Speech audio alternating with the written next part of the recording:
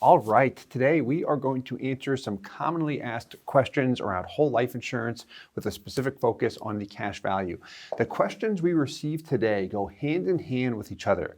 The first question is, what is the difference between the guaranteed and non-guaranteed side of a life insurance illustration? We're going to walk through a couple examples with different policies on a 45-year-old individual and also a 50-year-old individual to provide some additional context or more information. But then the second question, what is the difference between the tabular values and then the supplemental values on a life insurance illustration? Have you ever looked at a life insurance illustration and just felt overwhelmed or confused because there's so many columns, there's so many different variations that look like the same amount of money going into a policy, but then the actual cash values are different and you're looking at it and thinking, okay, I just want to know what my money will look like if I pay X amount of dollars in for X number of years. We're going to go through exactly that. So let's first look at the tabular and supplemental values actually. So the difference between these two, we're going to go through first just a verbal overview and then look at some actual visuals. So the tabular values on a life insurance illustration will always assume that the base premium is paid forever.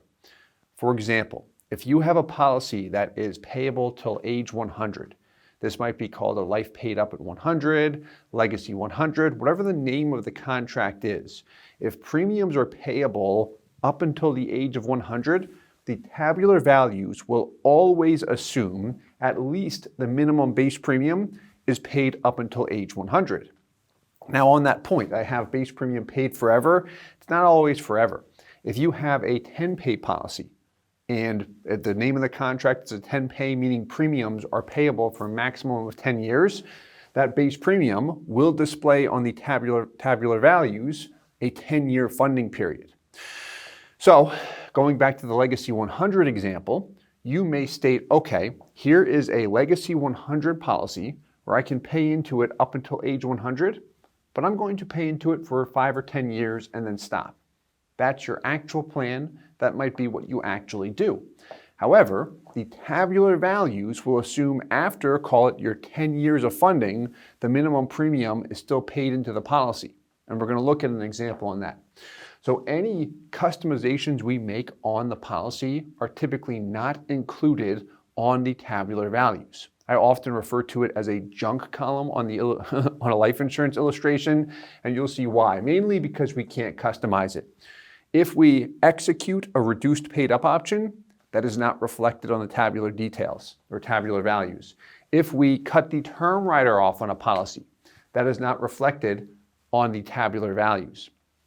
The guaranteed values often look horrible on the tabular value side of an illustration. And the reason why is if I have a policy and I plan to cut the term rider after year 7 in order to continue to have my cash value grow at the fastest rate possible, this will assume that the term rider stays on the policy forever and the costs continue to increase.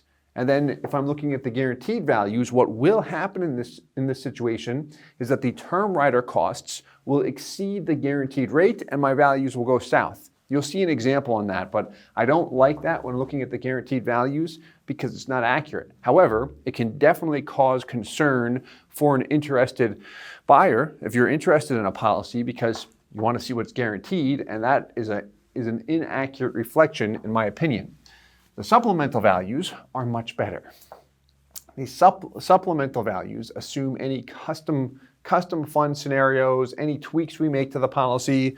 For example, if I take that L100 policy, you can pay up till the age of 100, but you don't have to pay that long.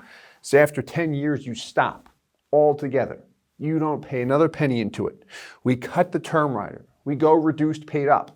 The supplemental values will show us exactly that.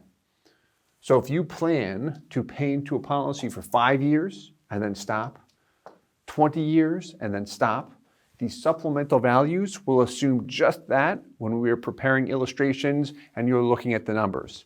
That's what I want. That's often what it shows. So that is a quick overview of the tabular and supplemental values. Let's progress on to the differences between the guaranteed and non-guaranteed side of illustrations, and here we go. The guaranteed side reflects the guaranteed rate only. No dividends are paid. One other thing to be aware of, is often on the guaranteed sides of life insurance illustrations.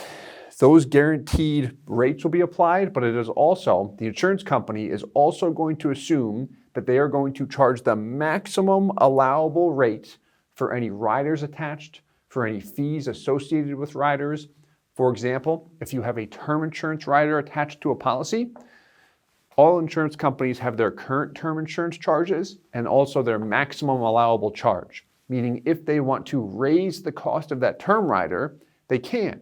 Now, do all companies do that? Usually, no, it hasn't happened in over 150 years, but they can, and the guaranteed values will reflect that. If you have a company that perhaps has a PUA rider fee of, call it 8%, but they have a maximum of 10%, maybe it's much higher than that. Some smaller companies have PUA fees with a maximum allowable charge north of 20%. That is heavy when you look at it. But the guaranteed side of an illustration is going to reflect the maximum charges for any riders and fees as well. So not only does it present just the guaranteed rate, which is a worst case scenario, also the most expensive, or making the policy as expensive as possible. So it really paints a great picture as far as worst case scenario. One thing I like to look at when I'm looking at numbers is if I'm comfortable with this, the guaranteed values on that guaranteed ledger of a life insurance illustration, then I'll be happy with the policy, especially if it's with one of the major mutuals, because we've always seen it doing better than the guaranteed values. Progressing on to the non-guaranteed side. So this will always reflect the company's current dividend rate, and then also what their current charge is for any riders and current fees on PUA riders. What I'll add before we look at the numbers is you can run different assumptions. So for example, if I have a guaranteed rate of 4% and a dividend of 6%, I can run a midpoint assumption at 5%, and I can even be creative and run different dividend assumptions. So we can always go up to whatever the current dividend rate is, and then anywhere in between the guaranteed floor and the present dividend rate. So we can run conservative projections if someone would like to see that. I like looking at that stuff myself. So let's begin with the tabular values here. What we'll look at is a 45-year-old male. Now this individual's plan is to pay into the policy $100,000 per year for 5 years, $500,000 going into the policy and nothing thereafter. So his plan, here we go, 100K total for 5 years, and then 0 thereafter. Now, as we look at this guy, so this represents the tabular details. This product is a whole life 95, meaning that premiums are payable up until the age of 95. So if we take a look here, what do we notice? We see guaranteed and current. So this also provides a partial answer to the individual's question as far as what's the difference between the guaranteed and non-guaranteed side. Current means the current dividend rate. But what do you see here? Funding for 5 years, there's the 100K, but his actual plan is to pay 0 in beginning year 6. Do we see 0 there? No. We see $10,000 per year. The guaranteed cash value, what happens with it? It's climbing up. But here's what I want to point out.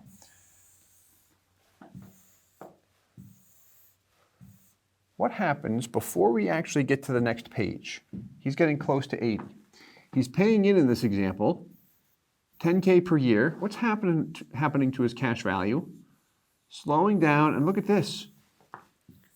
Years 34 and 35, it actually goes down. So why does it start to go down? When we scroll down further,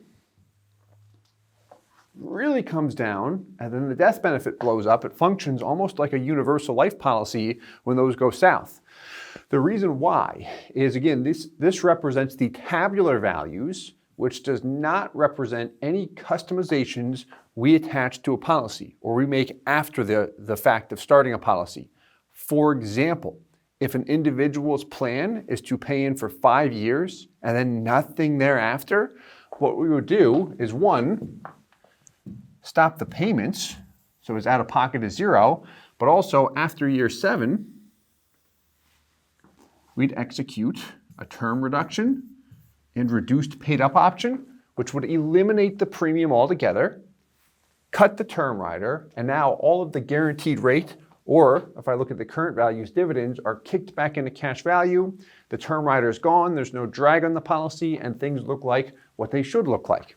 Let's take a look at that. So here are the tabular values. Oopsie daisy. Let's take a look at a ledger statement, which reflects just the non-guaranteed values. So what do we see here? We see the customization included on this policy. Net out of pocket, $100K per year for 5 years, nothing thereafter. Base premium over here, $10,000, years 1 through 7. During the first 5 years, I'm paying that. I'm paying in $100K total, of which $10K of that is directed toward my base premium. With this product, the base premium begins coming back to cash value year 2.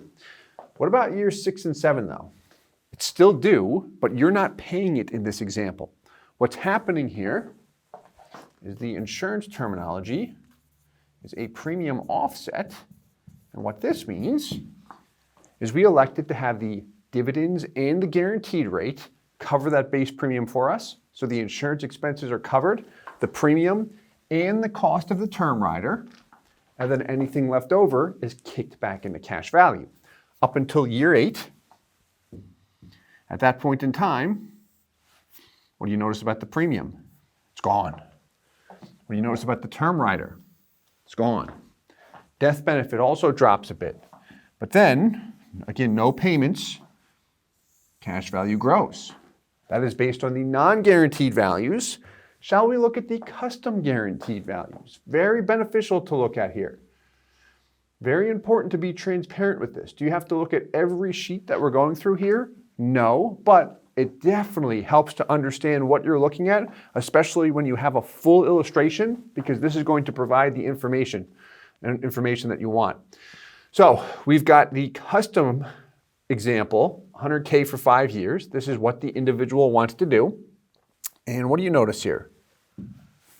On the left, guaranteed values. This is actually assuming a guaranteed rate of 3%.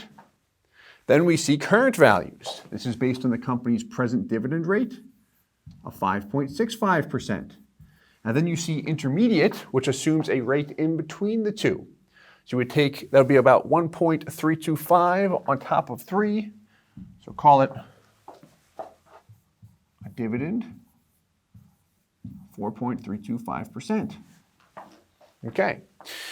So that gives you a nice conservative assumption as well in the event dividends come down. But here's what I like, is now we get the actual guaranteed values, worst case scenario, 100K for 5 years, assuming the guaranteed rate of 3% only and the maximum allowable charge for that term cost. Where it will hurt the individual the most is years 6 and 7.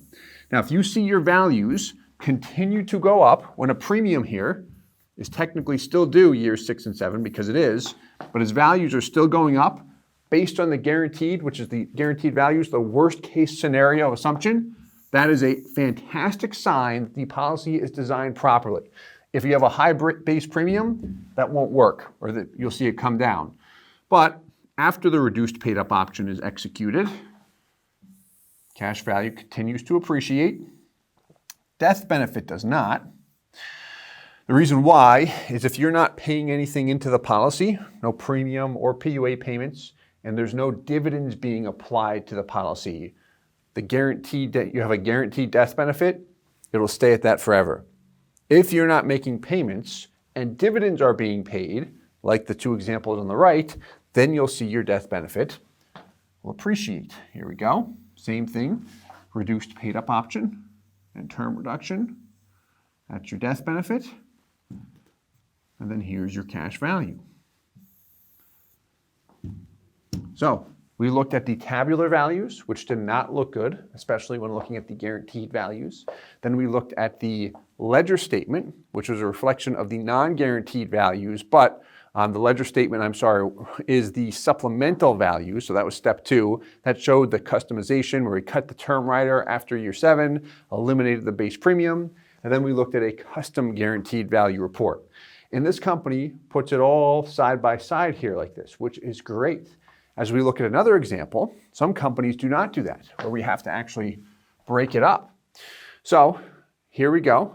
This is on a 50-year-old male, a Legacy 100 policy, so he can pay into it up until the age of 100. However, his plan at the age of 50 is to pay in $100,000 per year for 10 years and then stop. Not a penny in thereafter. So here we go. There's your base premium, very close to 10%. But here's what I want to look at. Tabular values. If this is you, what are you going to think?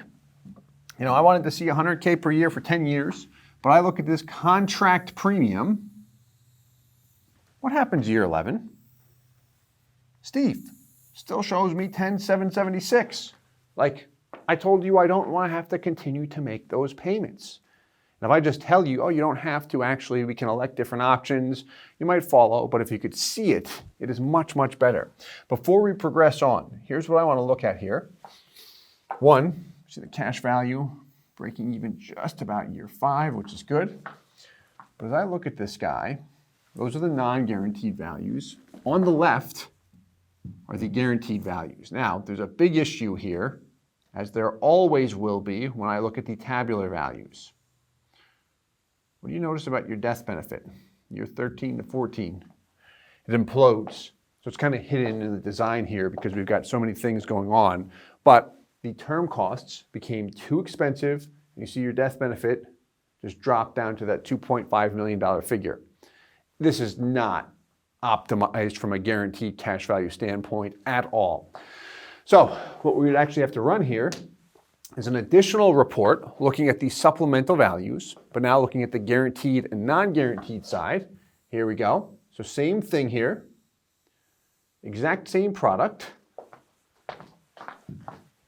Well, you notice you've got the 100K per year for 10 years going in. Beautiful. There's your net cash value.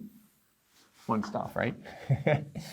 Breaking even year 11 in this example. Okay, not bad. For the guarantees, annual surrender, this represents your base premium that is still due, but you're not paying it in this example. So I still have a premium that's due, but again, this is a premium offset option, allowing the policy to pay for itself through the guaranteed rate and dividends. And then what we did, because again, this is the supplemental values. There we go. Reduced paid up, year 16. The supplemental values will reflect a reduced paid up option exercised. There's your cash value, continues to grow. No more term column because we chopped it off, the term rider. No more annual premium column because a reduced paid up option gets rid of it altogether. And our cash value just continues to grow. So then what we would do is look at the same thing with the current values. And this looks much better. There's your break even, just about year 5, doing what it should, and continuously appreciating over time. Everything's exactly the same on this example. A lot of information here. Now, what we do like to do is put this all on a simplified spreadsheet so you can see it side by side, supplemental guaranteed, supplemental non-guaranteed, makes it much more transparent, easy to follow. If you're in the business and would like to learn how to do that in a time-efficient manner, because you may be looking at that and thinking, hey, that takes a long time to put together. It does, but we do have our ILS Agent Academy that does provide information on how we create that, and we've got our mastermind calls that walk through it as well.